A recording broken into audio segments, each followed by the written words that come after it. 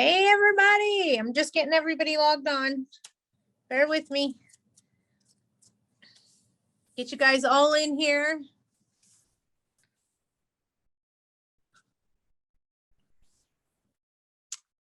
Get you all going. Because as soon as I get into that chat thing, you know what's going to happen. I'm not going to see the people waiting in line to come in, and then they're just going to be sitting there wondering what we're all doing and talking about. Oh, there's Victor. I might see David. I don't see him yet. Got Val. I got Erica, my sisters. All right, you guys, hello. I guess I should go back to where I could see what's happening.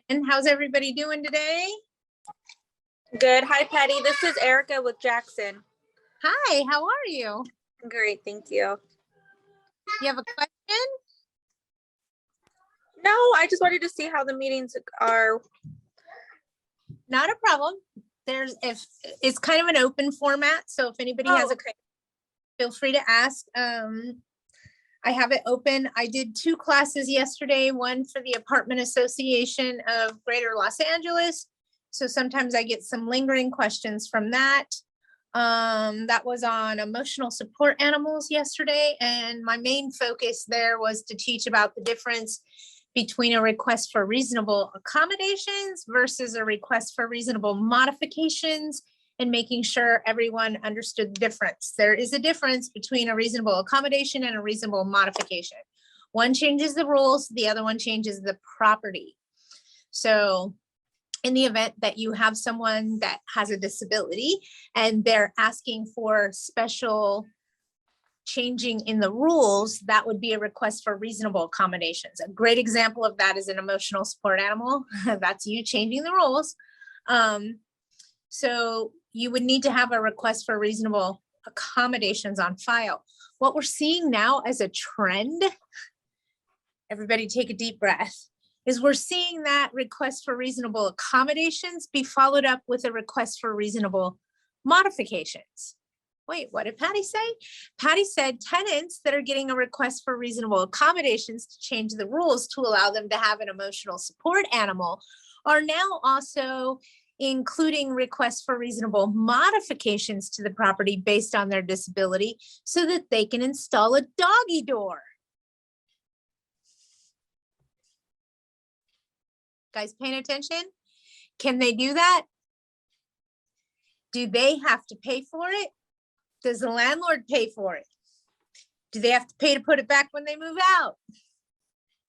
Got it? So what we're seeing right now is a trend. If they got an ESA animal, they're going to ask for a doggy door and think that you, the landlord, are going to pay for that. That's where they're wrong. They have to pay for that, and they have to pay to put it back when they vacate. Okay, so just something to watch out for. We've seen it here recently, and then when I set my sights on something, somebody told me this was human nature. I don't believe them. But when you set your focus on something, supposedly you see a lot more of that. Well, I saw one come through and thought, oh God, what a jerk. Not only do they bring a dog into a no pet property, I get it, it's based on a disability, but now they're asking for a doggy door too. A little bit of research, whole lot of questions. Yes, they can do that. So I saw the one come through. I learned that we could do that. Okay, somebody's exercising. Oh no, they're spreading it like wildfire. Because I've seen 4 of those, I want to say, in the last month. And prior to last month, I've seen none of them. This has never happened to me before, where a tenant with an ESA animal is asked to install a dog door. But what they don't know is you, the landlord, do not have to pay for that. That is a modification to the, request for reasonable modifications to the property. So it's a modification, yes, and I have to talk myself through these things sometimes. So that would fall on the tenant's expense wise to install it and put it back. Hey, Patty, question. If you put a doggy door, that means you allow the dog to go without a leash outside and come back. Is that okay? Well, let's talk about this. If you install a doggy door, are we installing a doggy door in a single family residence with a fenced backyard? Yes. Are we installing a dog door in an apartment community? No, we're not, because that means there would be a hole in their front door, right? We can't do that. That's a fire core door, a fire safe door, and we're not going to breach it for your own health and safety. You guys like that one? If it's a front door, usually it's a fire core door, especially in an apartment community. You're not cutting a hole in a fire core door. I'll tell you that right now. And you're not modifying that. That is a safety door in case of a fire to help keep fire out. We're not going to breach that. Make sense? And what I'm trying to tell you guys, whoa, we almost all fell over, me included. That was fun. Strange things only happen to me, right? All right, what other questions do we have? Nothing else on emotional support animals. I thought we get a lot from yesterday. I'm happy. That means you guys are paying attention. Remember, don't advertise no pets, okay? It's a bad business practice. It encourages fair housing to call and check and make sure you take service animals. And it's also telling the tenant you basically don't want their pets there. So they're gonna bring their pet anyway and make it an ESA animal. Kind of ties your hands together. I don't record myself. Oh no, I'm gonna do that at the trade show. But no, I don't record myself when I teach AGLA classes, Val. But I'll do it at the trade show. That's on Tuesday. I think I'm going up at 3 o'clock and I'm teaching how to get more bang for your buck out of your legal counsel. I'm sure it will turn a few heads. We're mostly going to be talking about breaching the warranty to provide habitable premises and ways you can combat that. Okay, Patty's got her little tips and tricks. Okay, so we're going to talk about how to deal with habitability issues when they should be addressed, and what a habitability issue can consist of. So we're going to be talking a lot about those type of lines, and also how to save some money with your legal counsel, because we all need to do that, right? I saw some questions come through, so let me go hunt them down. Anyone converting gas to electric appliance and heaters? Anybody here converting things from gas over to electric? Heater wise and stove wise, that would be, it would be your clothes dryer, your heater, and your stove oven combo. Is anybody doing that? Water heater, etc. Yeah, some people are changing over, some people are not.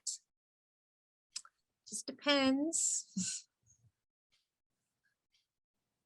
I just realized I didn't curl my hair today. I'm glad you guys don't care. You love me anyway, right? And hopefully I get to see everybody on Tuesday. I'm excited. Should be a lot of good information going on at the trade show. So excited to see everybody. I'm actually looking forward to it. And then let me see. Okay, so nobody has any questions. I like this. This is kind of cool. What do we want to talk about? What does somebody want more information on? What do we want to talk about today? Evictions? Well, if you're starting an eviction right now, better now than waiting. In Kern County, I am coming to find out that the uncontested process is going rather quickly. We're also seeing a quick turnaround in Fontana Court on uncontested evictions. You guys paying attention? I just had one go through in less than 60 days. Anybody know what that means? If we're less than 60 days, do you know what that means? From the date of the filing to when the landlord prevails, less than 60 days. Anybody know what that means? It means the eviction shows on the tenant's credit report. So wait a minute, what did Patty just say? In San Bernardino courts, are you getting evictions done in less than 60 days? In some cases, yes. Uncontested, yes. We're starting to get back to business as normal, folks. We're seeing things happening. Not in LA County, sorry. But in other counties, we're starting to see the court process and procedure pick back up again and be moving and grooving, if you will. Okay, let me go back and see, because I saw some questions. My tenant asked to put a storage unit, 100 square feet, and I said it's okay. When she leaves, I'll buy it from her. Well, Victor,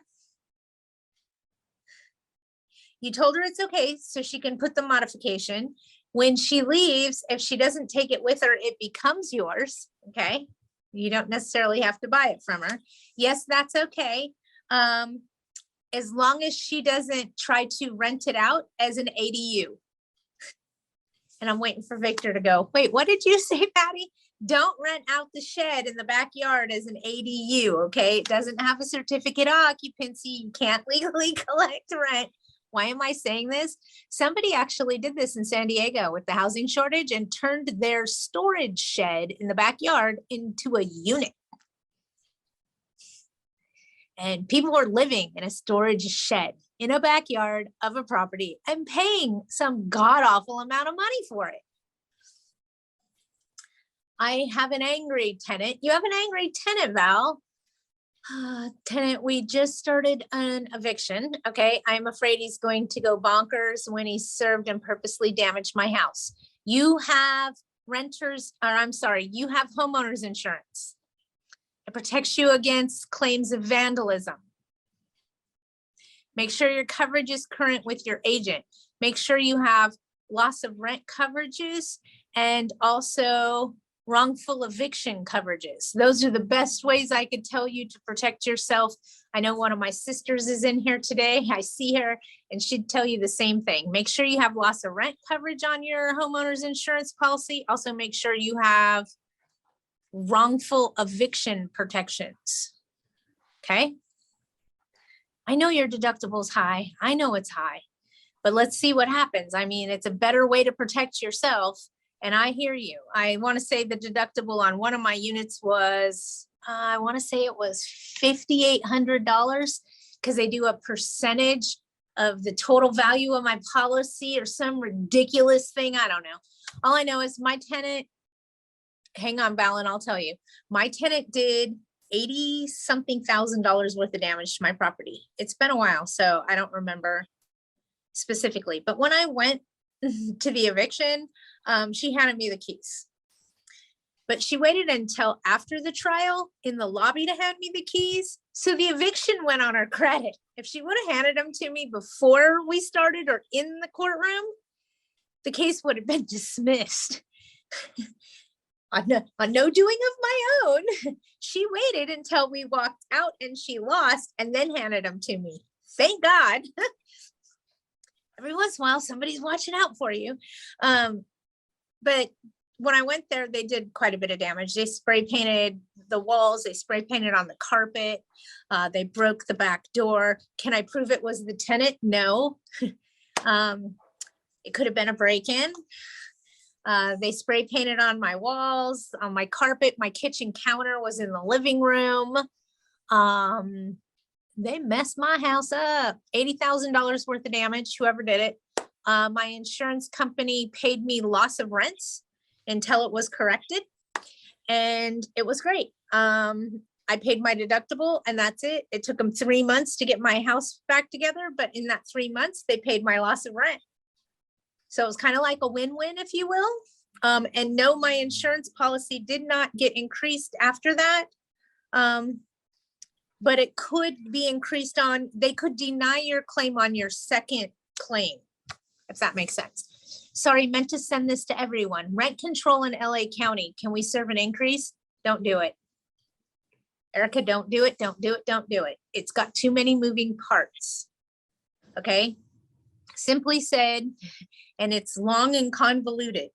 If you're in a city of LA County that is incorporated, not unincorporated, incorporated, and the tenant has not been affected by COVID, then you could potentially raise the rent. But if the tenant was affected by COVID, then that increase becomes retaliatory. So with that being said, I don't want to touch it.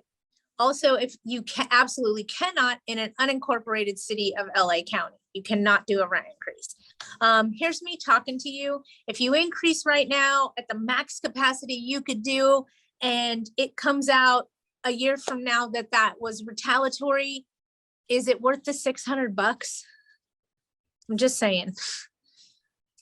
A retaliatory eviction and all the legal expenses that come with that to defend you. Is it worth the $600 you're gonna make for increasing the rent right now versus waiting to the end of the year? The answer is no. So I hate to say this to you guys, but please err on the side of caution. Oh, somebody's wanting to come in. I got you. Thank you for telling me. Hold on, I'm coming. Nobody is waiting to come in. Tell her to come back. Oh, now I got her. Okay, we're in. I got it. Sorry. I get stuck on a page that has everybody's questions on it and I can't see that you guys are waiting. Thank you guys for working together as a team and telling me. I appreciate that so much. Quick question, Patty. Yes. Okay, I did a rent increase on Section 8 form that was available on their website, but it says 60-day notice. And I didn't know it's a 90-day, but there is no 90-day notice on their website.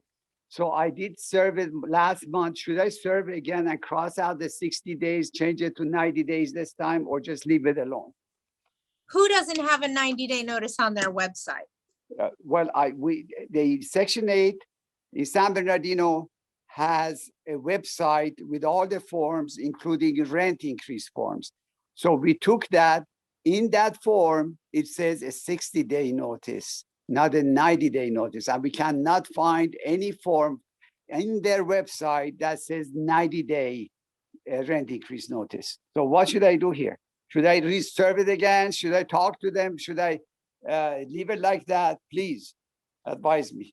Call them and find out if the worker received the increase notice and if they're accepting it. Call the worker. Yeah, they say send it to the processing unit. Don't send it to the workers. I have like 20 of them. Yeah, that's correct. We do that too at Fast Eviction Service. Whenever we serve something on a Section 8 tenant, we automatically send it to the processing center so that the worker is notified as well. Okay, you're telling me to communicate with them to see if that's okay or not, basically. Well, here's the thing, and this is me talking to you. You know how I try to tell you guys don't get your legal advice from the enemy? Don't you think it's awful strange that they have a law stating that for subsidized federally funded housing, you have to do a 90-day rent increase, but they don't provide the document for you on their website? What does that tell me? That tells me it's a tenant-based program. They're not here to help the landlord. They're there to help the tenant. I mean, I had a landlord call me and say, I just called LARSO.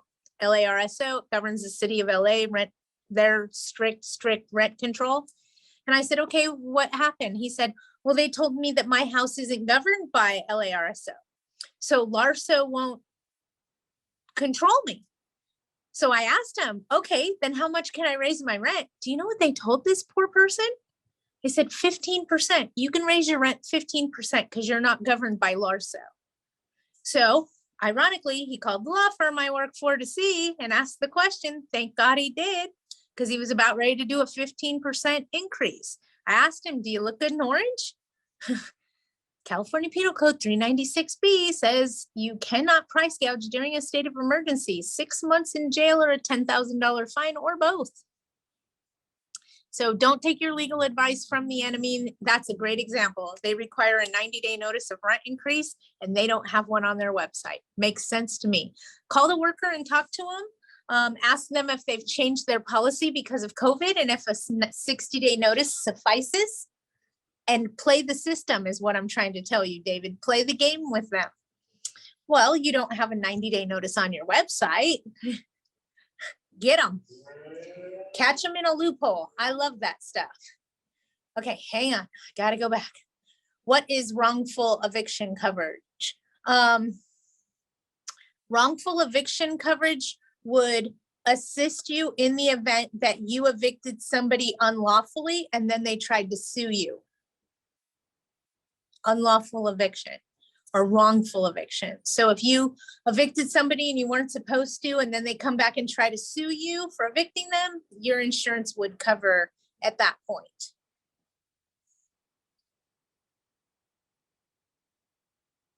Sorry, I meant to send this to everyone. Okay, I answered that one.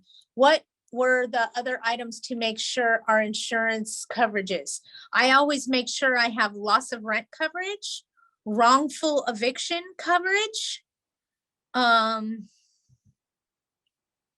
make sure that you're not covering personal belongings. You don't live there. You need a landlord policy. You're not covering for their couch and their laptop and their TV and all that stuff. So wrongful eviction, I understand, Val. I hear you loud and crystal clear at it. I mean, what's the worst? The more you protect your asset, the better off you are in the long run. Simply said. Insurance would be an excellent topic to dive into in the future. Yeah, no problem. Anybody ever have questions about it? I got you. Thank you, Daisy, for letting me know that somebody was waiting. I got them in. Is Larso dumb, or are they trying to get landlords in trouble? Are you paying attention? Larso is not dumb. They are very, very smart. They are a tenant-based program. Just like Housing is Key. It's a tenant-based program. So if you as the landlord call a tenant-based program, what kind of advice do you think they're going to give you? Paying attention? We don't call the enemy, okay, and ask them what their next move is, right?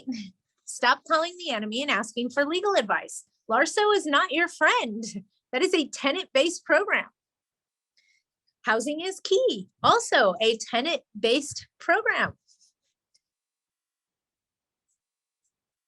I mean, I don't know, other than saying, making a statement like, don't call the enemy to get your legal advice. I don't understand a better way to explain that to you. They support tenants. They're tenant advocates. It's a tenant-based program. Like, here's this thing for Larso that'll make you go, huh?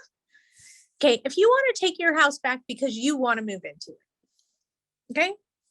You as the landlord have a right to do that. You got to serve a notice, you got to wait, you got to upload the funds into a trust account for the relocation fees for the $22,750 or whatever god awful amount of money it is. There's a hair tickling my face, sorry guys. And then you wait. The tenant could drag it out for over a year, blah, blah, blah, blah, blah.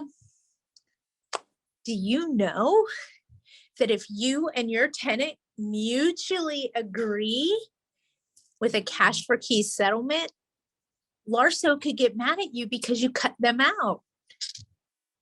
You didn't follow their rules and pay them their application fee and run everything through them. As it sits now, there's not a law that says a cash for keys mutual agreement between two parties can't be executed. But give it time, they'll change that too. I think I could add wrongful eviction coverage. Yeah, don't tell them you're starting an eviction though. Don't tell them that. Trust me, just tell them.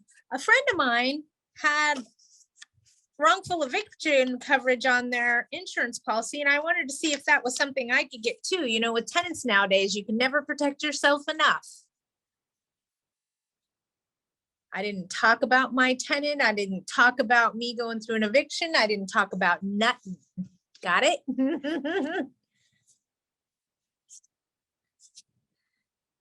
That is why Fair Housing wouldn't put their advice in writing when I asked. They are the enemy. You get it now. You get it now. Bingo. And Fair Housing is not the enemy, okay? But they are a tenant designed program. They're designed to help tenants from landlords that aren't following the rules. And yes, I chose those words carefully. It's landlords not following the rules. That's what fair housing was designed for. So when they tell you advice, they will not put it in writing. They cannot give you legal advice. They are not there. They're a mutual party between the two parties, but I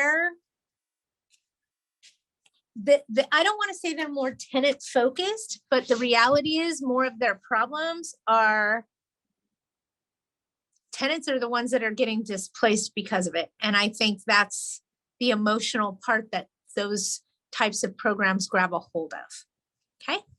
I hope that made sense, but that's why they won't. They are the enemy. Yes. And remember that. Don't forget that. Larso, same thing. Are they trying to get landlords in trouble? Most likely. I mean, who does that help? Their tenant?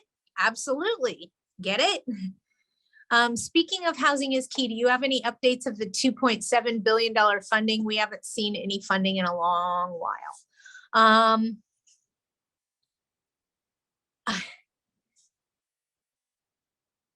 Did we send the money to the country that's in war right now? Because I know they tried to slip that through, and last I heard, and I try not to follow that part of the political bureaucracy too much, but last I heard, and this is what I got out of it, Biden wanted some god awful amount of money. I think it was $55 billion to go to the war that's going on, to help those victims over there. He wanted 55 billion, I think it was what it said. And they told him pretty much, well, close our borders and we'll think about it. So that's what I heard about it. That's what I got out of it. I mean, I'm going to say this, and forgive me for being me, but I'm me. Okay. Right now, in my opinion, America needs to focus on saving Americans. And I don't mean to be selfish. I know there's a lot of horrible things going on across the planet. Okay. But if America focused on America, we might not have all of the additional problems that we have. And that's just me talking out loud. Okay. Save us before we save other people is my theory. Save us first. I'm greedy. See how that worked? They put a fan in here for me, and it's making the little flyaway hairs on my hair tickle my face. And I'm like, bleh! So I need to turn. We're turning. Okay, folks, just bear with me. Otherwise it feels like I'm being attacked by feathers, but it's my own hair. Okay, we're better now. Sorry. I am human. Okay, I really thought, okay, hold on. The money probably went to Newsom's winery. Val, that was funny. I got an email from Housing is Key caseworker. So something is moving. Good, good, good. If you guys get something saying that you've been put on a wait list, print that and start your eviction. You're welcome. You can thank me later. Saying that they're out of funding and you're put on a wait list, print that screen and call your legal counsel. Start an eviction. Erica, I really thought evicting a tenant would speed up process to receive rental assistance funds through Housing is Key. I was wrong. Yeah, it don't hurry up nothing. I can actually tell you what happens. So you guys know when you go through an eviction and they have that time to file an answer and then no answers filed, so it goes to default. It will sit in default until you provide your legal counsel the screenshot from Housing is Key saying that their status is now denied, non-responsive, inactive, something along those lines. It will just sit there until that document is produced. Once that document's produced showing that it's denied, inactive, non-responsive, fraud, etc., then the court will issue judgment on your behalf. Then you can get the writ of possession. Then you can do the lockout. So it sits there and waits. Okay, hate to say it, but it just sits there and waits. We are helping Ukraine from their armies so that our soldiers don't die. If we don't do it, autocracy will come knocking on the door. So yes, we need to help the Ukraine. I agree. I completely agree. We need to do something in the Ukraine so we don't get sucked into a war there. I completely agree with you 100%. But we need help too. And we can't, and forgive me for saying this, we have open borders. We are letting people into our country that are utilizing our resources, and then we don't have our resources. Make sense? Yes, put the oxygen mask on first to help yourself and then help others. Val, amen, sister.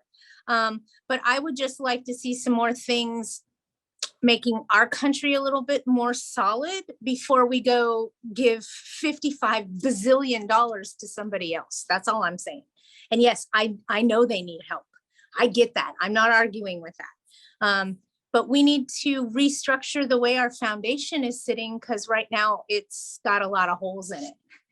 And I'll leave my statement at that so that this doesn't come into a political debate, because that's not my intention. My intention is to help landlords understand the rules and make sure they err on the side of caution and to utilize my skills to the best of their abilities, not start a political war. But yeah, I'm all for, we need to do something. We don't need to get sucked into a war and go that direction. I have a pregnant niece with twins freaking out about the formula shortage. Let's fix America first. Hey, Val, FYI, a good friend of mine told me, go get on Amazon, change your location to Canada, and you can order all the formula you want. They'll deliver it right to your door. Got it? That's an America thing for some reason or another. And without me getting into more bureaucracy and bullshit, we'll just say there's plenty of formula. Order it from Canada.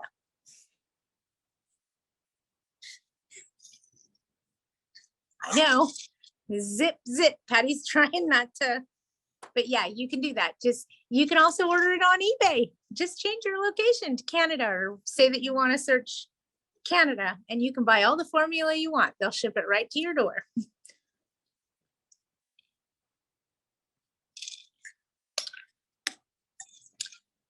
I don't even know why we have a formula shortage. I try really hard not to follow the news anymore. I try not to listen to it. I try not to follow it, because I think that the news isn't 100% truthful with us. And I'll leave my statement at that. I think they steer us where they want our heads to go. Drug company gauging. Hold on, I gotta pull that up. And another hair got on my face is driving me crazy, you guys. Okay. Chat. Where'd it go?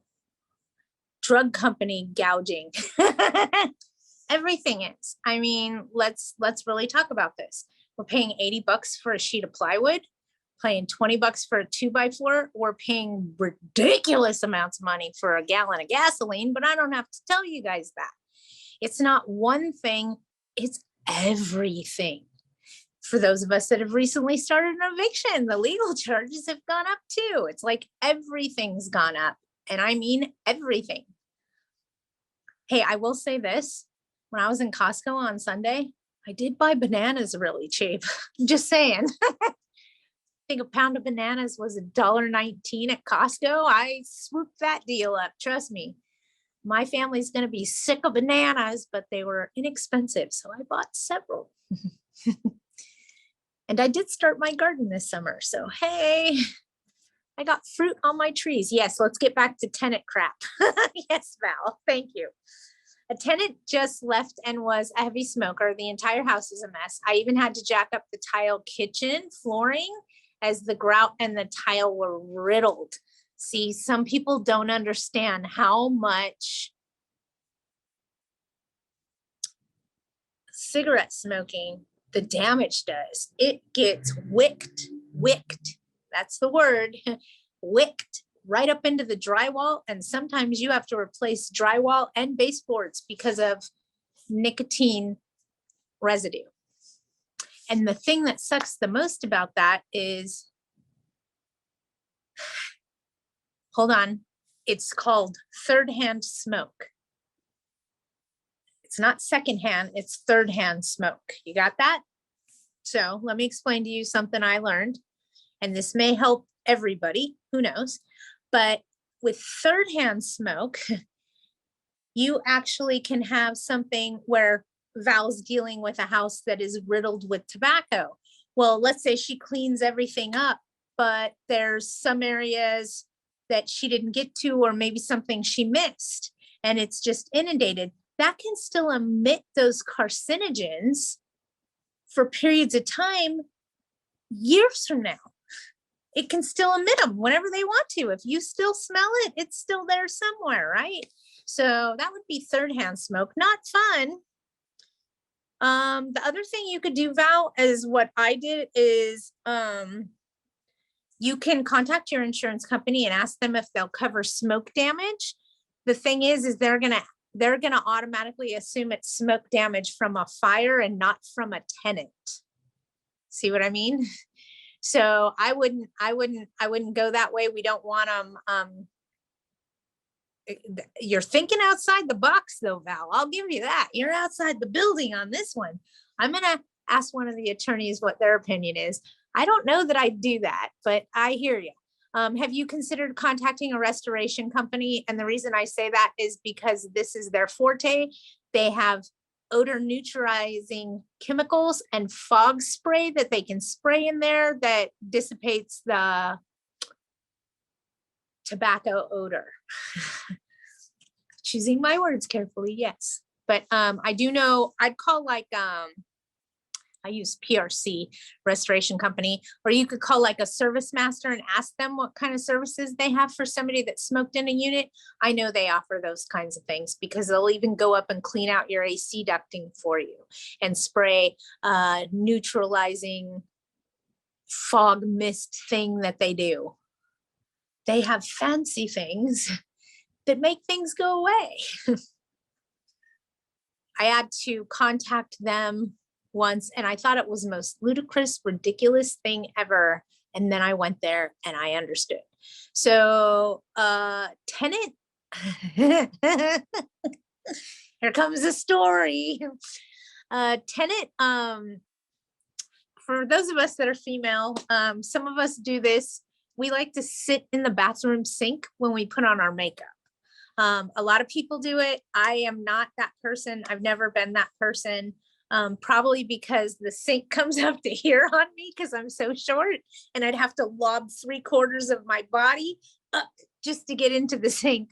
But I know a lot of friends that actually sit in their bathroom sink on their counter, lean forward so they can put on their makeup in the mirror. Okay, makes sense, guys? It is a thing women do, okay? And this woman hopped up on her sink to lean forward to do her thing and the sink busted. It didn't hold her, okay? So we had the sink put in and we needed to resurface the countertop from it. So we had Miracle Method come in and they resurfaced the counter in the bathroom, okay? After they put in the sink and glazed it all to match. Well, that glaze stinks to high hell. No joke. It's like toxic epoxy. I don't know another way to explain it. It smells atrocious. It stunk up the whole house. She complained and complained and complained, and I didn't realize that her fart fan didn't work. Okay. So there was no window in the bathroom, so no way to ventilate that smell. And it just concentrated in that bathroom to the point where she was saying, I can't take a shower because then it gets hot in here and the smell's atrocious.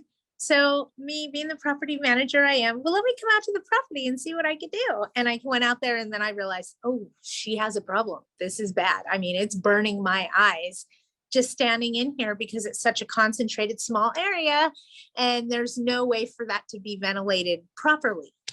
So I had to call a restoration company to come ventilate the bathroom, so to speak. They fixed the fart fan, but they did some odor neutralizing chemical fog spray in there, and it was gone like that. So it is a possibility, definitely something I would look into, see if your restoration company can help you. I've sprayed once, still stinks, all flooring removes, gross. Again, you may want to contact a restoration company and see if they have something that can help combat the nicotine aroma that's left behind, because it does. It smells atrocious. Atrocious. It's kind of like somebody took an ashtray and spread it all over the place in this yellow, sticky yuckness. Yeah, I don't envy that, Val. That it's a mess. I know. All right, does anybody have any more questions? I'm looking forward to hopefully seeing a lot of you on Tuesday. Yes, it's like licking an ashtray. I would agree with that. I will try to go live on Tuesday from the trade show. If I don't go live, I'm trying to think, would I do it like a Zoom or would I do a Facebook Live? I don't know yet, because I don't know what kind of signal I'm going to have when I get there, but I'm going to try to have a live feed going at the trade show. It's at the Pasadena Convention Center in Pasadena. They're on Green Street. It is free to attend. And I want to say it's like $10 to park your car at the convention parking. So $10 to park, free to attend the convention center. I know there's a lot of attorneys there that'll be speaking, headliners. You know, you have Dennis Block, Michael Brennan. I'm speaking at 3:00. There's a lot of retrofitting companies, somebody talking about 1031 tax exchanges. So everything that's going on in our business all under one roof, you guys. You will find roofers, restoration companies, painters, carpet people, heating and air, water heaters, you name it, all under one roof. Everything that we want at our fingertips, our operating software, everybody's going to be there. So I think they have over 100 vendors. So definitely something that you guys want to check out. And besides, you can come by and say hello to me. Bring me lunch. Pasadena Convention Center in Pasadena on Green Street on Tuesday. I think they're there from 9 to 5. LA City now, no RSO. What reasons to evict now? I'm sorry, health and safety code violations, etc. Yes, you need to have teeth for LA, City of Los Angeles. You need murder, death, suicide, code enforcement, police reports. It's got to be a bad nuisance. If you're doing curable breach of covenants to build a case, I think I heard the attorney say they want at least 5 or 6 of those before the quit notice is out. Okay, yeah, 5 or 6 of those to prove a nuisance before the quit notice goes out. So 5 curables before you can quit based on a nuisance in LA City. And I'd talk to, I know, it sucks, right? Okay, so let me explain something to you, Teresa, just so you understand. If you went right now in LA to the courthouse to go get a restraining order against one of your tenants, see, she knows. They'd most likely deny your claim unless something really bad happened. And I mean bad. You were assaulted, you were shot, you were stabbed. It's got to be bad. Okay?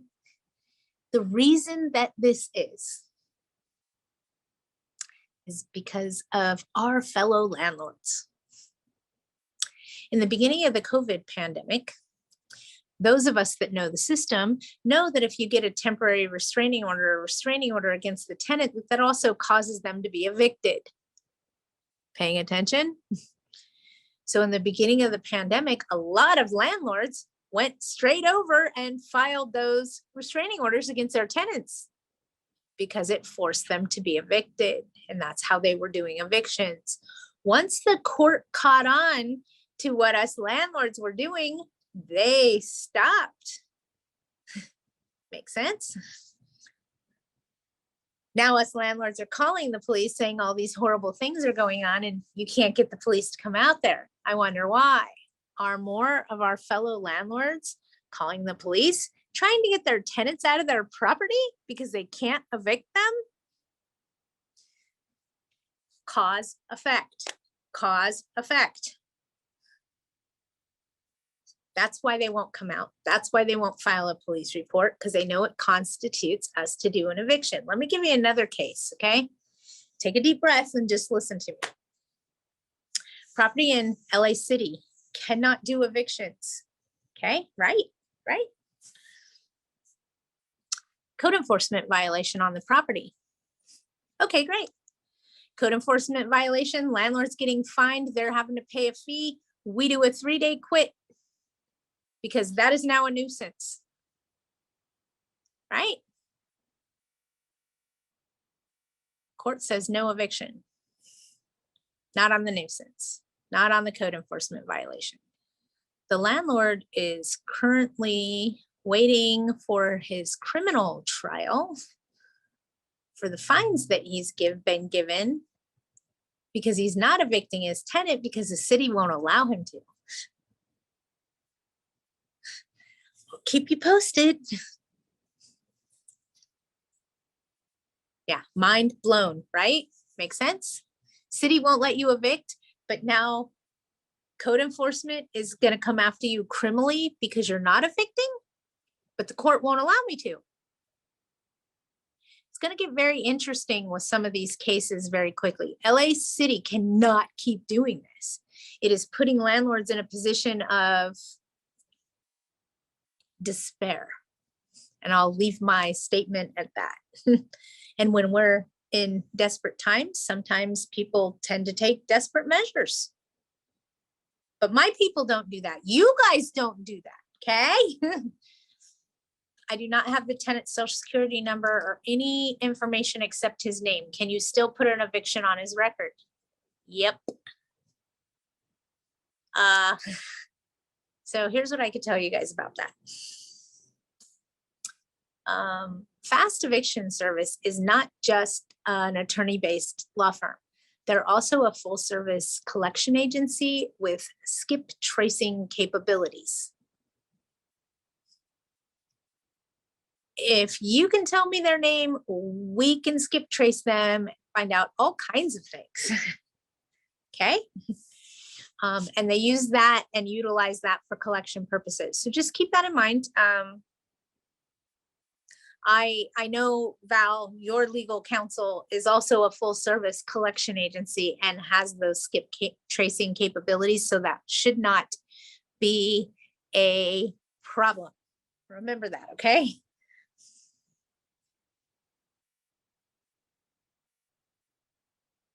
Can you still, if he, eviction will go on his credit if the landlord prevails within the first 60 days of filing.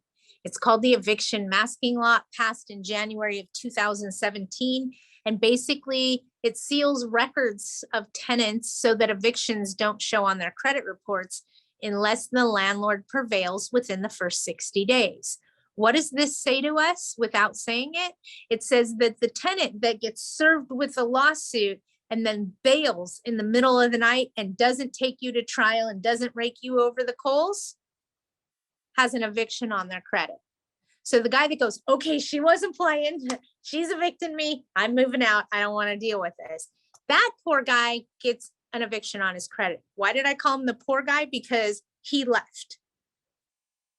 I don't want to say he did what he was supposed to because he should have complied with the notice. But once he was served the lawsuit, he bailed. He's not challenging you. You win, whatever. Those people have an eviction on their credit if from the day of filing to the day the judgment is entered on behalf of the landlord is within 60 days. Those people get an eviction on their credit. The people that don't get their eviction on their credit and have their records sealed so nobody knows is the people that drag this out longer than 60 days, file frivolous stalling tactics, and put all this bullshit against the landlord that costs the landlord time and money. Because those go over 60 days, the record's sealed and no one will ever know that they've been evicted. Welcome to California. Okay, so legit is not going to happen with it. You never know what rental stabilization is going to do. It's crazy. I can't get them to head out for a citizens. If you're having trouble with elder abuse, stop calling the police and call the Adult Protective Services. Got it? I saw the thing for Teresa, call Adult Protective Services if you have a concern about elder abuse. So we have to grin and hold tight till next year? No. You guys still can do evictions. They can't be a nuisance on your property. We can prove a nuisance. We're being successful with evictions in LA County and in LA City. So yes, you don't have to tolerate it. What you need to do is contact your legal counsel and tell them what's going on in detail. I have 3 curable breach of covenants. I have a police report. He's assaulted another neighbor. His dog bit somebody, whatever the thing is, call your shrink. Wait, Teresa, is that what I am? Hold on, I don't want everybody calling me. I'm sorry, I found that funny. But no, in LA County, LA City, you can do stuff. You just need to talk to your attorney about the details of what's going on, the depths of what's going on. Try to stay out of the emotional part and talk to them about the facts. Because if you can convey the facts to them, chances are they can find a way to get that to go through. I don't want to say without a problem, but to move forward with the eviction process. If you come to them emotional, like some of us are, because we're sick of this, it's our blood, sweat, and our tears, okay? We tend to come at them with, I've had enough, I'm fed up, I'm so sick of all this bullshit. They don't want to hear that. They want to hear, I have code enforcement violations, I have a police report, they're a nuisance, I have 4 3-day curables on file, they're all in succession, there's no rent being paid, yata. Okay, so that's what you want to come to your legal counsel with. And I'll tell you guys right now, and I have people in here that will swear to what I am saying. If your legal counsel says there's nothing you can do, call another attorney.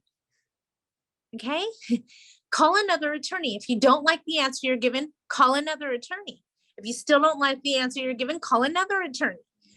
And the reason that I say that is attorneys are only going to argue in court what they're comfortable with. We don't know what each attorney is comfortable with unless we ask. So if you're not getting the answer you want, call a different attorney. It's that simple.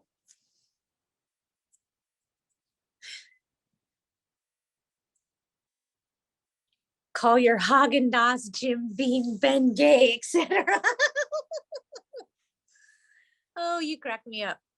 I think the biggest thing that I like to tell people is, oh, you don't have a written contract? They don't have exclusive rights. Go move in with them. It'll be fun.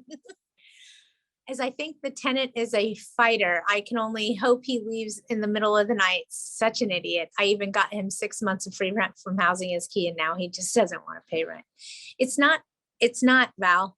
It's not.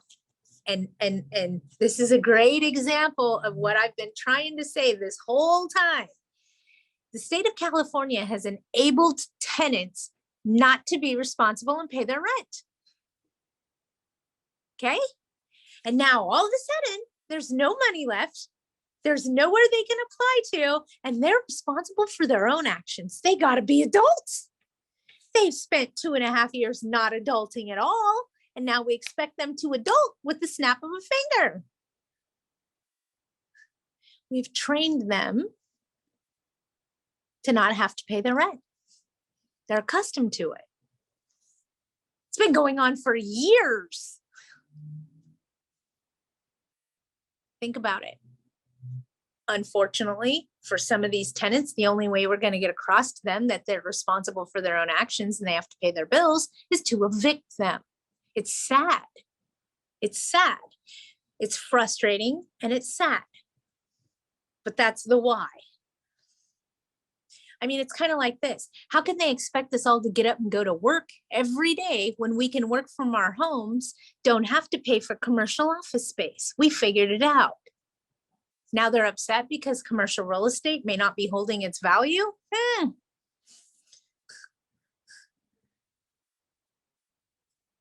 Yes, that is how they buy votes. It's exactly how they buy votes. You guys got to remember, we as landlords are the minority. They are the majority. Okay, we're the minority. They're the majority. 78% tenant occupied in the state of California. And I'm going to go look it up because somebody told me that went to 84%. And if it did, I want to know. Okay, here comes all the voting recommendations, which I love. Please vote for Hilda Solis out for those in District 3, please. Garbage City, Polytrick Shunts. Look, everybody's like, okay. All right, you guys, back on track. Okay, I'll get back to you, Zal. Same question. If he texts me, I need the correct words. You need the correct words of who texts you, your tenant? I'm sorry, unless you're turning in the keys or reporting a repair that needs to be addressed, you need to talk to my legal counsel. I'm not handling this matter anymore. There's your words, Val. I'm sorry, unless you're calling to make an appointment to turn in the keys or you have a repair request, you need to contact my legal counsel. I'm not handling this anymore.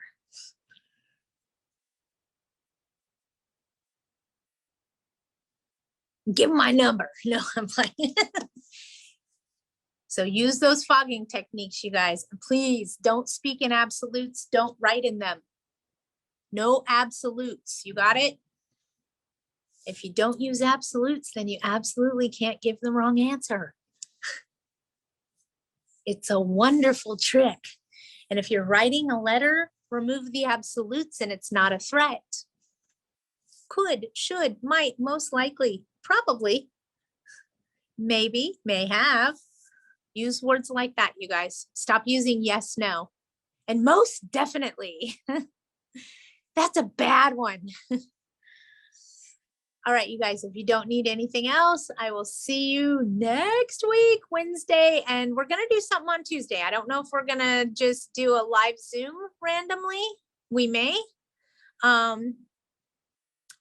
Or if it's going to be live on Facebook or what I'm going to do, but I will do something, I promise. Okay. So hold on. Here comes more questions. Everybody's, can I start asking questions like Tucker Carlson? Rent control, RSO property, LA. Can I give all tenants house rules, obligations of a residence, rules, regulations? No, you cannot. You're asking if you can give them house rules. In LA, under RSO, you cannot change the original terms of the written rental contract except for your attorney's fees clause. That's the one term you can change during the tenancy. The other terms you can change is a rent increase or a deposit increase, nothing else. If they already know those rules and they're in an addendum and they're in their lease, then a curable breach of covenant is how you bring to their attention that they're breaking the rules. Remember, you guys, if they owe rent, it goes on a 3-day pay rent or quit. If it's not rent and they owe you money for a utility bill, a broken window, a house tenting for bed bugs, that goes on a covenant notice, a 3-day cure quit notice, okay? Any material breach of the written contract that is not monetary, meaning it's not money. So if they break the rules, unauthorized pets, unauthorized occupants, modifications to the property without written consent of the landlord, those are just some ideas, okay? If they're breaking the rules, it goes on a covenant notice. If they owe you money other than rent, it goes on a covenant notice. A 3-day notice is for rent only. So a lot of times, and I'm just going to give this as an example, I serve 2 3-day notices, 1 3-day notice to pay rent or quit, and 1 curable breach of covenant for the late fee that they didn't pay. So whenever I serve a 3-day notice to pay rent or quit, as long as it's past the expiration of my grace period, I'm also serving them a covenant notice for the late fee. See how that works? So if you're my tenant, you owe me rent. You don't get one notice if you miss your rent. You get two, one for the rent, one for the late fee. So you can do two notices at the same time, you're saying? Yes, one's a curable breach of covenant, one's a 3-day to pay rent or quit. So they're both curable. Does that make sense to you? I mean, when I serve a commercial, I do the same way, but I include a 3-day to pay rent or quit. And then I do a curable breach of covenant for the late fee and the CAM charges, which is common area maintenance. Well, years ago, an attorney wasn't sure if we could do that at the same time. That's why I asked. You can. Right now, you can serve a 3-day notice to pay rent or quit and a 60-day notice to get out at the same time. If they pay the rent in 3 days, then the 3-day is gone and the 60-day controls. If they don't pay, then you're evicting on non-payment of rent. Make sense? But you can serve at the same time. What gets you in trouble is, and I'll say this, so work with me, is if you're served a 3-day notice and it was wrong and you need to serve a new one, a lot of times when you serve the new one, this notice supersedes all other notices, meaning this is now the notice that controls. All other notices are off the board. In LA County, if we're starting new management, we still cannot provide new contract. In LA County, yes, you can. LARSO, no, you cannot. The original contract controls. So if you guys are in RSO, you got it. If you guys are in RSO, you want to include everything in your written contract. You want to include if they pay for insurance, what their late fee is, whatever the rules are going to be, your CCNRs, your whatever's going on, you got to include it in RSO all at hello, because you can't ever change it except for a rent increase, a deposit increase, or your attorney's fees clause, or anything that's mandated by law. Example, bed bug disclosure, mandated by law. So yes, you can give them that. New mold disclosure, also mandated by law. So you can give them that. But you can't change their rules. You can't change their terms. You can't. Not in RSO, the original contract controls. Well, I inherited some tenants in RSO without rental contract. Everything. You have an agreement? I'm sorry. So They you were have all- agreement. No, I'm saying that that's how I inherited these people from previous owners. I understand. So you have a oral agreement, meaning you don't have it in writing. It's just a verbal agreement. Exactly. Do you want to know something I learned, David, about verbal agreements? Go ahead. It's just enough to get you into trouble. Well, they're not willing. They're not willing to sign anything new. That's my problem. No, it's not your problem. I'm going to say this to you and then I'm going to get off of here because it's going to make your head go, what'd she say? Okay. If someone living in a property doesn't have a written rental agreement, then they don't have exclusive rights to the property.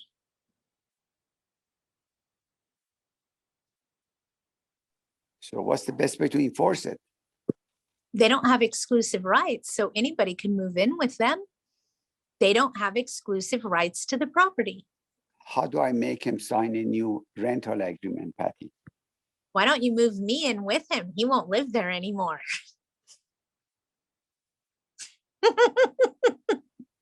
Okay. I'm saying he Yes. doesn't have exclusive rights. Anyone could move in with him.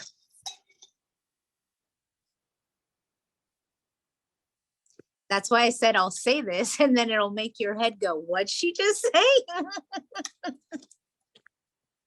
Don't do it, David. Don't do it. All right, you guys, let me see. I thought I saw something else come on, but I hope you understand what I'm saying there.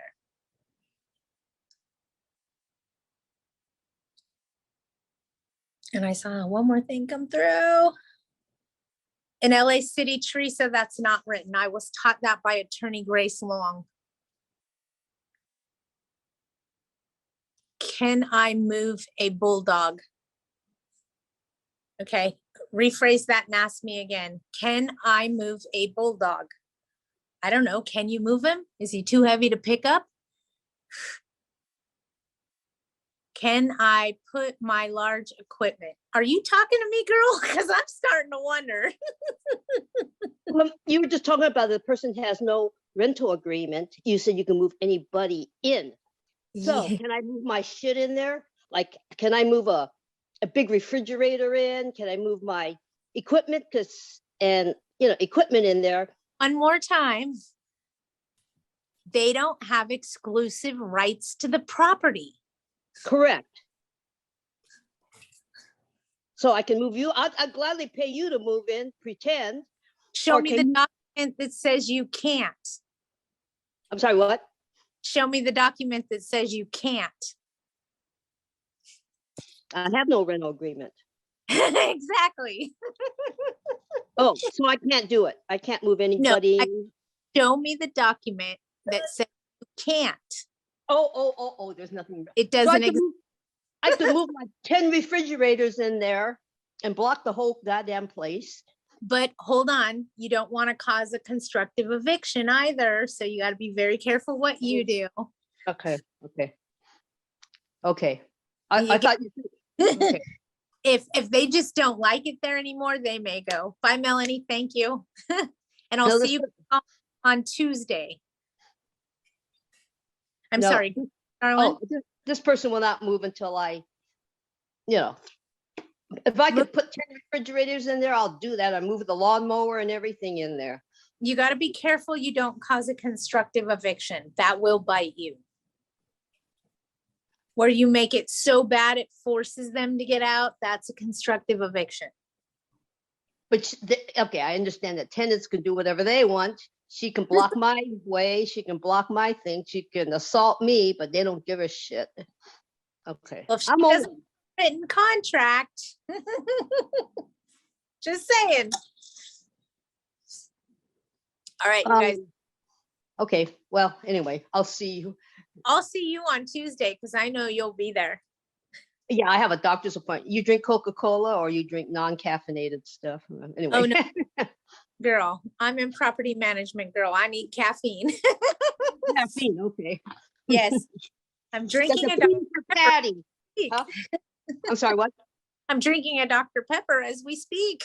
Oh, you like Dr. P is for Patty. Okay. All right, you guys have a great week. I will Thank see you.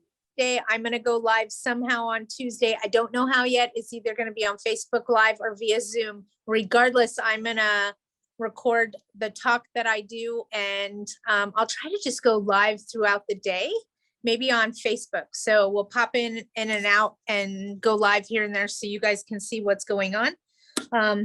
If you're not attending, and I will see you guys on Wednesday for Wednesday with Widget. Have a great week and we'll see you soon. Bye.